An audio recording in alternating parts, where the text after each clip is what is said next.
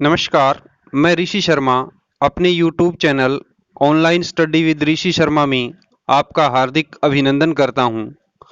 आज हम कक्षा 7 रुचिरा भाग 2 के 12वें अध्याय का अभ्यास कार्य करेंगे, जो इस प्रकार है। पहला प्रश्न है, उपयुक्त कथनानां समक्षम आम, अनुपयुक्त कथनानां समक्षम न इति लिखत।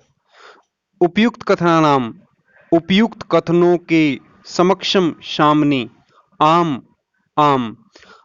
अनुपयुक्त कथनानाम, अनुपयुक्त कथनों के समक्षम सामने, न न इति ऐसा लिखत लिखें। उपयुक्त कथनों के सामने आम और अनुपयुक्त कथनों के सामने न ऐसा लिखें। क भाग है, विद्या राजसु पूज्यते। विद्या विद्या राजसु राजाओं में पूज्यते पूजी जाती है। विद्या राजाओं में पूजी जाती है। तो ये कथन कैसा है? उपयुक्त है। तो इसके सामने क्या आएगा? आम। ख भाग है, वाग भूषणम भूषणम ने। वाग भूषणम वाणी रूपी आभूषण, भूषणम आभूषण न नहीं है। वाणी रूपी आभूषण आभूषण नहीं है। तो ये कथन क्या है? अनुपयुक्त है। तो क्या आएगा? ने। ग भाग है, विद्याधनम सर्वधनेषु प्रधानम। विद्याधनम विद्या रूपी धन, सर्वधनेषु सभी धनों में, प्रधानम प्रधान है। विद्या रूपी धन सभी धनों में प्रधान है। तो ये कथन कैसा है? उपयुक्त है। उपयुक्त के सामने क्या आएगा? आम। घ भाग है, विदेश गमने विद्या बंधुजनय न भवति। विदेश गमने विदेश जाने पर, विद्या विद्या बंधुजनय भाई न नहीं भवती होती। विदेश जाने पर विद्या भाई नहीं होती। तो ये कथन कैसा है? अनुपयुक्त है। अनुपयुक्त के सामने क्या आएगा? ने। ङ भाग है, शर्म विहाय विद्याधिकारम कुरु। शर्वम शब विहाय छोड़कर, शब को छोड़कर, विद्याधिकारम विद्या पर अधिकार कुरु करो। सबको छोड़कर विद्या पर अधिकार करो। ये कथन कैसा है? उपयुक्त। उपयुक्त के सामने क्या आएगा? आम। प्रश्न नंबर 2, अधोलिखितानां पदानां लिंगम विभक्तिम वचनम च लिखत। अधोलिखितानां नीचे लिखे गए, पदानाम पदों के, लिंगम लिंग, विभक्तिम विभक्ति, च और वचनम वचन लिखत लिखें। नीचे लिखे गए पदों के लिंग विभक्ति और वचन लिखें। पदानी के नीचे पद लिखना, लिंगम के नीचे लिंग, विभक्ति के नीचे विभक्ति और वचनम के नीचे वचन। तो पहला पद दिया हुआ है नरस्य। नरस्य है, कौन सा लिंग है? पुल्लिंगम। विभक्ति कौन सी है? षष्ठी। वचनम कौन सा है? एक वचनम। आगे दिया हुआ है गुरु नाम। इसमें लिंगम कौन सा है? पुल्लिंगम। विभक्ति कौन सी है? षष्ठी। वचनम कौन सा है? बहुवचनम। अगला दिया हुआ है केयूराह। इसमें लिंगम कौन सा है? पुल्लिंगम। विभक्ति कौन सी है? प्रथमा विभक्ति। वचनम कौन सा है? बहुवचनम। फिर आगे दिया हुआ है कीर्तिम। इसमें लिंगम कौन सा है? स्त्रीलिंगम। विभक्ति कौन सी है? द्वितीय विभक्ति। वचनम कौन सा है? एक वचनम। फिर आगे दिया हुआ है भूषणानी। इसमें लिंगम कौन सा है? नपुंसक लिंगम। विभक्ति कौन सी है? प्रथमा और द्वितीय दोनों। वचनम कौन सा है? बहुवचनम। प्रश्न नंबर 3 है, श्लोकांशान योजयत। श्लोक के अंशों को योजत जोड़ें। इसके आगे हमने 1 2 3 नंबरिंग डाल दी है। क के नीचे लिखा और ख के नीचे। तो पहला है, विद्या राजसु पूज्यते न ही धनम। विद्या विद्या राजसु राजाओं में पूज्यते पूजी जाती है, न ही धनम धन नहीं। विद्या राजाओं में पूजी जाती है, धन नहीं। फिर दूसरा है, केयूरा न विभूषयंती पुरुषम। केयूरा बाजूबंद विभूषंती सुशोभित करते हैं, न नहीं पुरुषम मनुष्य को। मनुष्य को न केवल बाजूबंद आभूषण सुशोभित करते हैं। तीसरा है, न चोरहारियम न च राजहारियम। न चोरहारियम विद्या रूपी धन को न चोर चुरा सकते हैं और न राजा इसका हरण कर सकता है। चौथा है, सत्कारायतनम कुलस्य महिमा। विद्या जो है मनुष्य के आदर सत्कार का केंद्र बिंदु है और कुल की महिमा है। पांचवा है, वाणी एकास्मालंकृति पुरुषम। मनुष्य को केवल एक वाणी ही सुशोभित करती है। इसके आगे दिए हुए हैं इनके साथ इनका मिलान करना, तो विद्या राजसु पूज्यते न ही धनम, इसके सामने क्या आ जाएगा, विद्या विहीन पशु। दूसरा है केयूरा न विभूष्यंती, इसके सामने क्या आएगा, न हारा न चंद्रोज्वला। तीसरा है न चोरहार्यम न च राजहार्यम, तो इसके सामने क्या आएगा, न भ्रातृभाज्यम न च भारकारी। चौथा है सत्कारायतनम कुलस्य महिमा, इसके सामने क्या आ जाएगा, रत्नैर्विना भूषणम। पांचवा है वाणी एका स्मालंकरोति पुरुषम, इसके सामने क्या आएगा, या संस्कृता धार्यते।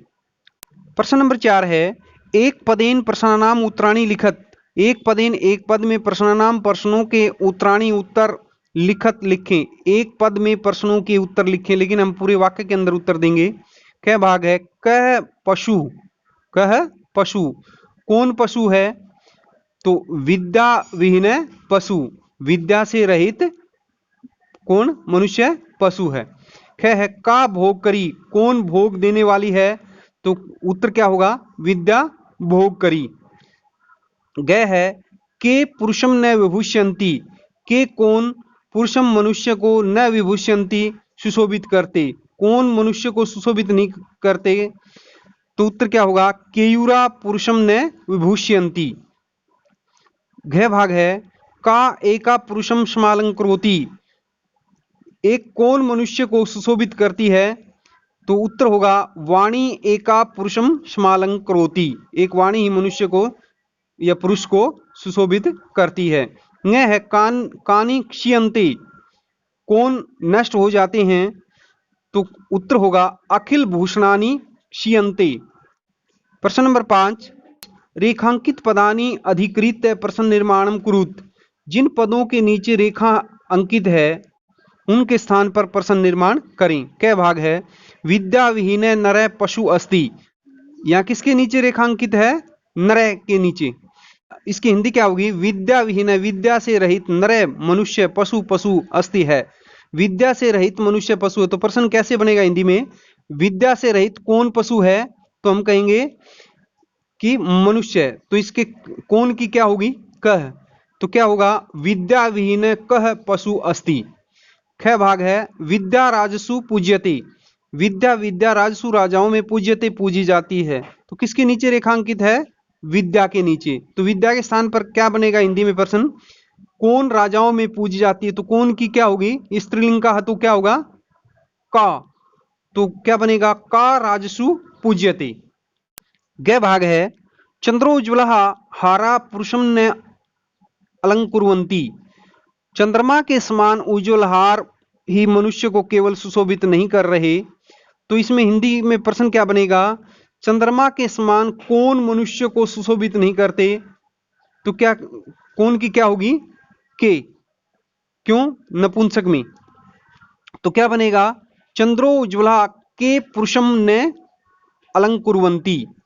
गह भाग होगा पिता हिते नियुक्ते, पिता हिते नियुक्ते, तो क्या बनेगा, कौन हित में लीन रहता है, तो क्या कौन की क्या बनेगी, कह, पुल्लिंग में क्या बनेगा, कह, तो क्या बनेगा, कह हिते नियुक्ति।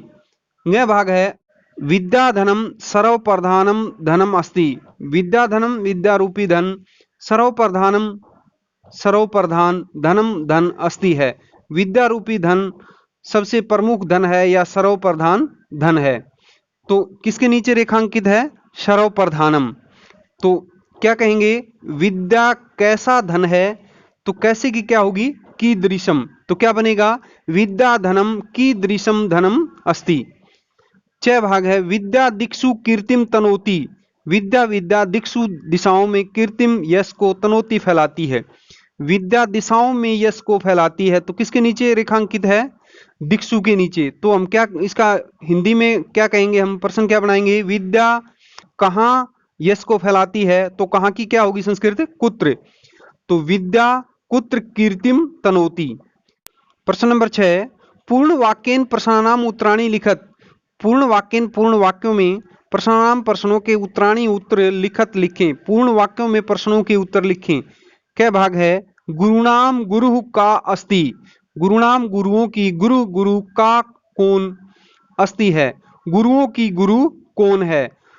तो उत्तर होगा गुरुणाम गुरु विद्या अस्ति, जैसा कि श्लोक में आया था गुरुणाम गुरु विद्या अस्ति।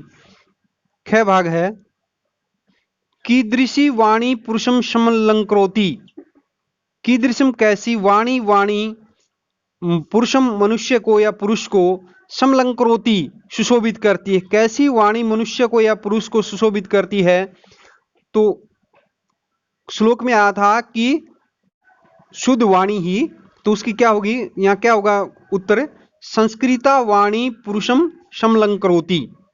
गे भाग है व्यये करीते किम वर्धते, व्यये खर्च कृत्य करने पर, किम क्या, वर्धते बढ़ता, खर्च करने पर क्या बढ़ती है?